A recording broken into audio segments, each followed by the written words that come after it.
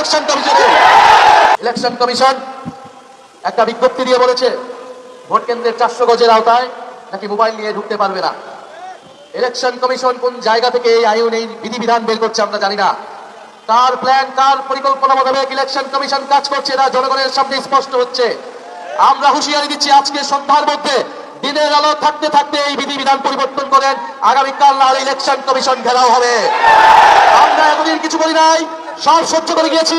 ইলেকশনের দ্বার প্রান্তে এসে ইলেকশনের প্রাক্কালে এসে এই ধরনের ভোট কারচুপি মিডিয়াকে ব্ল্যাক আউট করে দেওয়া হবে, মানুষের কণ্ঠস্বর মানুষের তথ্য অধিকারকে রোধ করে দেওয়া হবে, এই ধরনের কোন আইন করা হবে সেই আইন মেনে নেওয়া হবে না ইনশাআল্লাহ। আমাদের প্রতিনিধিরা আজকে ইলেকশন কমিশনে যাচ্ছে। ইলেকশন কমিশনকে বলছি এতদিন যা করেছেন 12ই ফেব্রুয়ারি যদি কোনো ধরনের পক্ষপাতিত্ব করার পরিকল্পনা থাকে, ফ্যাসিস্ট আমলের ইলেকশন কমিশনের যেই পরিণতি হয়েছিল পরিণত হবে এই ইলেকশন কমিশনে।